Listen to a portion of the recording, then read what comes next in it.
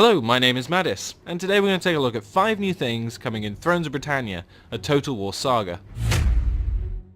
The character system has been reworked for Thrones of Britannia, allowing you to progress with your characters in a way that makes sense to you. Characters will begin with some traits which will make them better as a general or a governor. The more time spent being in one of those positions will grant more favourable traits. So you could create a legendary general who makes your men formidable fighters that only a fool would meet in battle.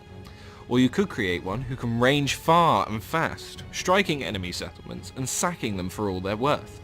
You can also do this for governors who can boost your income from the region they govern, and boost food output, extend siege holdout times, and much more. All the skills can be leveled up 5 times for greater bonuses.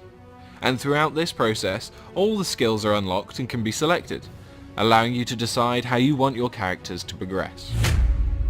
The tech tree is less of a tree and more of a series of branches. Split into military and civic, there are several branches to go down, all of which are locked from the start of the game, and must be unlocked through completing prerequisite conditions, from recruiting units and sieging settlements, and so on. This gives you some objectives throughout your campaign, and shouldn't be ignored or it will seriously impact your late game.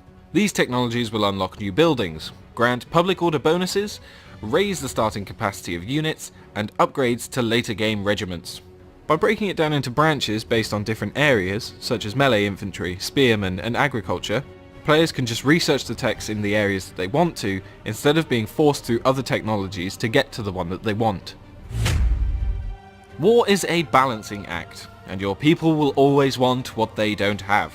When you're at peace and prospering, your people want war and conquest. When you are at war for years on end, your people will want peace. This is a scale, and when the scale is balanced, everything will be well. When it tips in one direction or another, public order, leader influence, fame, upkeep and replenishment bonuses and penalties will come into play.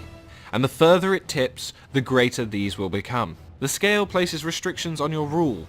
You cannot sensibly march your men off to war if they don't want one. There is always a way of dealing with the wants of the people, and that is giving them what they want. But do the people understand the cost? When recruiting a unit, you can select the army you want it in and recruit it, so long as you have enough money and food to feed them. You don't need to have a specific building in that region to recruit the unit. However, you won't get an entire unit, only a small band of men which will replenish to full over time. The units available come from a faction-wide manpower pool. You have a chance of gaining a unit per turn. This can be improved by upgrading your settlement's main building or researching techs. You can improve unit replenishment by building granaries, subterranes, and arenas, all of which have replenishment multipliers. This changes the focus off unit construction to unit replenishment and preservation, placing a far greater value on each unit than in previous Total War games. This also makes wars of attrition far more viable and prevents being able to recruit a huge army within one turn without substantial amounts of food and money. In a province there is a major settlement and some villages. The major settlements are large and defendable, having a garrison inside at all times. These settlements can have specialities. A standard settlement will have a meeting hall, others will have a long port, some will be religious settlements with a cathedral or monastery. Within these settlements you can construct buildings that will add multipliers to your villages, while also granting faction-wide bonuses, public order and income.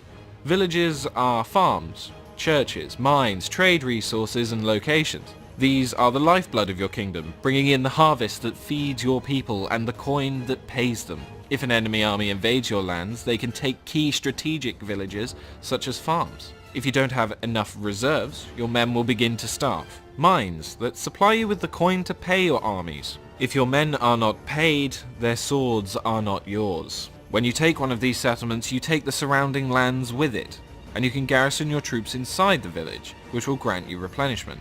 This now gives you the opportunity to, instead of having to siege your enemy and losing a lot of men, you can take away their coin, their food, and watch as their army melts away. The game is still in alpha, so everything you see here is still being worked on. Thrones of Britannia will be released on April 19th, but you can pre-order your copy now and get 10% discount from selected retailers.